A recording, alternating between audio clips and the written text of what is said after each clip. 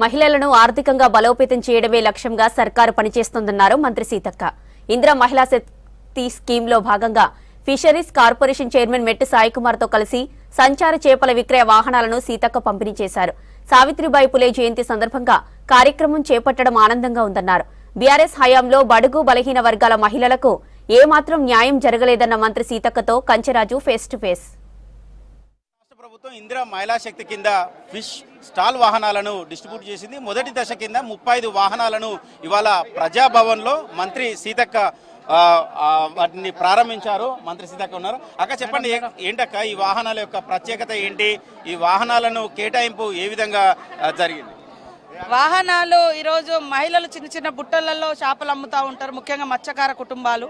అలాంటి మహిళలకు ఈ అమ్మ కూడా అలాంటి మహిళలకు ఒక గౌరవప్రదంగా ఉండి ఎక్కువ బిజినెస్ చేసుకోవడానికి ఉపయోగపడుతుందని మా సెర్ఫ్ ద్వారా మరి సీఎం గారి యొక్క ఆదేశానుసారము మత్స్యకార కుటుంబాలకు ప్రధానంగా మహిళలకు 6 లక్షలు సబ్సిడీ, ఒక 4 లక్షలు వాళ్ళు కట్టుకోవడానికి ఇట్లా చేయడం జరిగింది. డే టైంలో పచ్చి చేపలు అమ్ముతారు, దాంట్లో వాహనాలలో సాయంత్రం ఫ్రై చేసి అమ్ముతారు. కాబట్టి 2 రకాలుగా వాళ్ళకు ఇన్కమ్ జనరేట్ అవుతుంది. తద్వారా ఆర్థికంగా బలపడడానికి ఇది ఉపయోగపడుతుంది నేను తెలియజేస్తాను. మొదటి దశ కింద 35 వాహనాలు కేటాయించారు. అంటే జిల్లా కేంద్రానికి ఒకటా, లేకపోతే ఎట్లా భవిష్యత్తులో ఏమన్నా కేటాయింపులు ఉండే అవకాశం ఉంటుందా? లబ్ధిదారుల ఎంపిక ఏ విధంగా ఉంటుంది? వాస్తవానికి ఆ జిల్లా సమైక్య సభ్యులకు చెప్పడంతో వాళ్ళు ఇంట్రెస్ట్ ఉన్నటువంటి వాళ్ళు సెలెక్షన్ చేసుకొని వచ్చారు. వీళ్ళు మంచిగా ఎదిగితే వీళ్ళని స్ఫూర్తిగా తీసుకొని ఇంకా కొంతమంది మహిళలు కూడా ముందుకు వస్తారు. వారిని కూడా ఈ రకంగా ప్రోత్సహిస్తాం. మా దగ్గర దాదాపుగా 17 రకాల వ్యాపారాలను గుర్తించడం, ఆ వ్యాపారాలలో కూడా లోన్స్ అవి తీసుకొని ఇందిరా మహిళా శక్తి క్యాంటీన్లు కానీ, ఈవెంట్ మేనేజ్మెంట్ కానీ, కుట్టు మిషన్ కేంద్రాలు కానీ, సోలార్ కానీ, బస్సెస్ కానీ, ఇప్పుడు ఇట్లాంటివి సంచార చేపల విక్రయ కేంద్రాలు, ఇంకా పబ్లిక్ డిమాండ్కి అనుగుణంగా ఏది చేస్తే బాగుంటుందో దృష్టిలో పెట్టుకొని దాన్ని మా మహిళా సంఘాలకు ఇచ్చి తద్వారా మహిళలను ఆర్థికంగా బలోపేతం చేయడమే లక్ష్యంగా పనిచేస్తుంది. తెలంగాణ కాంగ్రెస్ పార్టీ అధికారంలోకి వచ్చిన తర్వాత సీఎం రేవంత్ రెడ్డి మహిళా మనతో పెద్ద ఎత్తున బహిరంగ మీటింగ్ పెట్టారు, కోటీశ్వరులు చేస్తున్నారు. అందులో భాగంగానే ఈ పంపిణీ జరిగిందా? భవిష్యత్తులో ఇంకెలాంటి కార్యక్రమాలు ఉండబోతున్నాయి, ఎలాంటి స్కీమ్స్ ఉండబోతున్నాయి? ఎక్కువగా మహిళలను కేంద్రంగా పథకాలను రూపొందిస్తున్నట్లు తెలుస్తుంది. ఇప్పటివరకు ఏ పథకాలను అమలు చేశారు? భవిష్యత్తులో ఏ పథకాలు రాబోతున్నాయి? కుటుంబంలో ఒక మహిళ ఉంటే ఆ కుటుంబం ఎంత భద్రంగా ఉంటుందో, సమాజంలో కూడా అలాంటి మహిళలు ఎక్కువ మంది ఎదిగితే తప్పకుండా ఆ సమాజం ఆర్థికవంతంగా ఉంటుంది, అభివృద్ధి వైపు పరిగెత్తుతుంది. కాబట్టి ప్రతి ఇంట్లో ఒక ఆడ మనిషి లేని ఇల్లు ఎంత వెలితిగా ఉంటుందో సమాజంలో ఈ ఆర్థిక అభివృద్ధిలో మహిళల పాత్ర కూడా అంతే అవసరం. కాబట్టి సీఎం గారు కోటీశ్వర్లను చేయాలని ఆయన ఒక లక్ష్యాన్ని పెట్టుకున్నాడు. దానికి తగ్గట్టుగా ప్రతిదీ, మొన్న సోలార్ విద్యుత్ వస్తే మహిళా గ్రూపులకే, 150 బస్సులు మహిళలకే, ఫ్రీ బస్ ఇచ్చినాము, ఉచిత కరెంటు 200 యూనిట్లు, గ్యాస్ బాధ కూడా మహిళల మీదనే ఉంటుంది, ఇది కూడా తగ్గించి వాళ్ళకి ఆర్థిక భారాన్ని తగ్గించినాం. ఇలాంటి మంచి స్కీములను చూసి సహించలేక రకరకాల ఆరోపణలు చేస్తున్నాం. నిన్నటిదాకా అధికారంలో ఉన్నారు, పట్టించుకోలేదు. ఇవాళ దయ్యాలు వచ్చి వేదాలను వల్లిస్తున్నాయి. అట్లా ఉన్నది.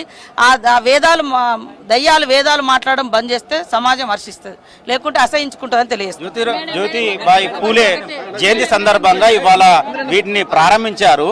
ఏమైనా ప్రత్యేకత ఉందా ఏంటి?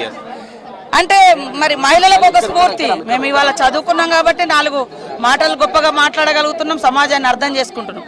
ఇవాళ కొన్ని వర్గాలు మరి మహిళలకు చదువొద్దని తొక్కిపెట్టేటువంటి వర్గాలు ఇవాళ వచ్చి తోడేళ్ళు వచ్చి గొర్రెలను కాపాడతామని ఒక ఫోజులు పెడుతున్నారు. ఆల్రెడీ కాంగ్రెస్ ప్రభుత్వం బీసీ కులగణన కానీ, మహిళల గురించి కానీ, మహిళా ఆర్థిక వ్యవస్థ గురించి కానీ అద్భుతంగా ముందుకెళ్తుంటే మేము తీసుకునే నిర్ణయాలు వాళ్ళ పోరాటంతో వచ్చినాయి అన్నట్టుగా చూపించుకోవాలని డ్రామా చేస్తున్నారు. ఆ డ్రామా కంపెనీ అంతా పబ్లిక్ తెలుసు. కాబట్టి అంకిత భావంతో రాహుల్ గాంధీ గారు బీసీ కులగణన చేపడుతున్నారు. ఆల్రెడీ మేము స్టార్ట్ చేసినాం.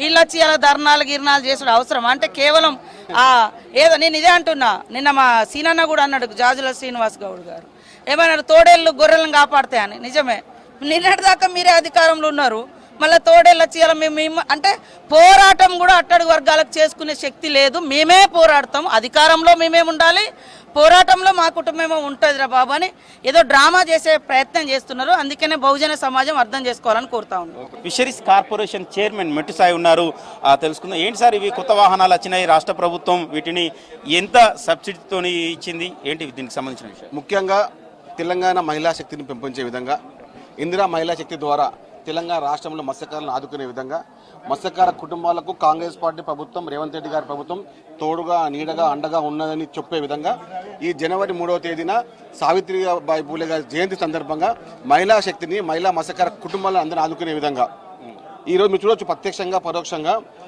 60% పైన సబ్సిడీతో ఉదయం పూట చేపలు అమ్మే విధంగా సాయంత్రం వేళ ఫిష్ ఫ్రై అయ్యే విధంగా ఈ విధానం చూడొచ్చు. ఇదేమో ఈవినింగ్ పూట మనము చేయొచ్చు. ఇది మార్నింగ్ పూట ఇది మన ఐస్ బాక్స్. ఇది ఇందులో చేపలు పెట్టేసి ఏదో చేపలు అమ్మే విధంగా సాయంత్రం పూట. ఈ విధానం ఏంటంటే మహిళా శక్తికి ఇంటిలో ఒక మహిళా శక్తి ఆర్థికంగా బలోపేతం అయితే కుటుంబం బాగుపడుతుంది. ఆ కుటుంబం బాగుపడితే సమాజం బాగుపడుతున్న ఉద్దేశంతో రేవంత్ రెడ్డి గారి యొక్క ప్రోద్బలంతో ముఖ్యంగా నేడు మన సావిత్రి గారి పూలే గారి సందర్భంగా జయంతి సందర్భంగా రాష్ట్రం ఒక్కొక్క వాహనంలో సార్ ఈ ఎక్విప్మెంట్ ఎంత కాస్ట్ అవుతుంది? దీనికి సంబంధించి అన్ని వాహనాలను ఎక్విప్మెంట్ ఏర్పాటు చేస్తారు. అన్ని వాహనాల్లో ఇచ్చిన 32 వాహనాల్లో ప్రత్యక్షంగా 30 వాహనాల్లో ప్రత్యక్షంగా ఇదే ఒక ఎక్విప్మెంట్ ఉంటుంది. ఎందుకంటే కొన్ని సార్లు మనం ఎక్కడ అంటే ఊర్లలో కూడా ఈ వాహనాలు అరుదుగా ఉంటాయి. కానీ ఇక్కడ అరుదైన వ్యవస్థ చూపించి రాష్ట్రంలో నలుమూలలా అంటే వచ్చే ప్రతి గ్రామంలో కూడా అరే ఈ వాహనాలు ఉంటే బాగుంటుంది ఉద్దేశంతో ఇప్పుడు జిల్లా స్థాయిలో వచ్చే వాహనాలని రేపు భవిష్యత్తులో మండల స్థాయి ఇచ్చే విధంగా గ్రామ స్థాయి ఇచ్చే విధంగా కొన్ని ప్రత్యేక ప్రణాళికలు సిద్ధం చేస్తున్నాం. ఈ యజ్ఞాన్ని ప్రారంభించారు ముఖ్యమంత్రి రేవంత్ రెడ్డి గారు. మహిళా సాధికారికత అందులో ముఖ్యంగా మత్స్యకార కుటుంబాలను ఆదుకునే విధంగా మత్స్యకార మహిళా కుటుంబాలని వారి యొక్క ఆర్థిక స్థితిని పెంపొంచే విధంగా వారి తీసుకునే నిర్ణయాలు వారి యొక్క సూచనలు మహిళా శక్తిని ఆదుకుంటున్నాయి. అక్కడ ట్రైనింగ్ ఇవ్వడం జరిగింది. ఫుడ్ మన ఫిష్ సంబంధించిన వంటకాల మీద ట్రైనింగ్ ఇవ్వడం జరిగింది. 3 రోజులు ట్రైనింగ్ ఇవ్వడం జరిగింది నితిన్లో.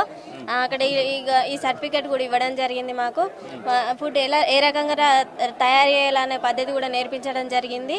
ఎలాంటి నీట్నెస్ ఎంత హెల్తీగా మనం జనాలకు అందించాలనేది కూడా మాకు చెప్పడం జరిగింది. అలాగే ముఖ్యంగా మా గవర్నమెంట్కు మాకు ఈ అవకాశం ఇచ్చినందుకు రేవంత్ రెడ్డి గారికి హృదయపూర్వకంగా ధన్యవాదాలు తెలియజేసుకుంటున్నాము. మేము అంతకుముందు రోడ్డు పైన చేపలు అమ్ముకునే వాళ్ళము. ఇప్పుడు ఏంటంటే ఇక్కడ చేపలు అమ్ముకోవడానికి ప్లస్ ఇంకొకటి వంట చేసి మరీ అమ్మడానికి కూడా మాకు ఈ వెహికల్ అనేది చాలా రకంగా ఉపయోగపడుతుంది. అంతేకాకుండా 60% సబ్సిడీ అనేది మా అదృష్టంగా భావిస్తున్నాం. ఇంత సబ్సిడీ తోటి మాకు ఈ వెహికల్ వచ్చి మా ఆర్థిక అభివృద్ధికి ఇది చాలా అవసరం అవుతుంది అనుకుంటున్నాం. మా కుటుంబ పోషణకు కూడా చాలా బాగుపడుతుంది. అమ్మ చేతి వంట అంటేనే ఈ ఇందిరా మహిళా శక్తికి సంబంధించిన స్టాల్స్ నిదర్శనం కావాలని కొద్దిసేపటి క్రితం మంత్రి సీతక్క కూడా అభివర్ణించారు. ఆ విధంగా పనిచేయాలి, ఆ విధంగా ముందుకెళ్లాలని మహిళలను ఉద్దేశించి ఆమె మాట్లాడారు. సో ఫిష్ స్టాల్స్ అయితే రాష్ట్ర ప్రభుత్వం లాంఛనంగా ఇవాళ ప్రారంభించింది. వీడియో జర్నలిస్టు సంజయ్తో రాజు, V6 న్యూస్, ప్రజాభవన్ నుండి.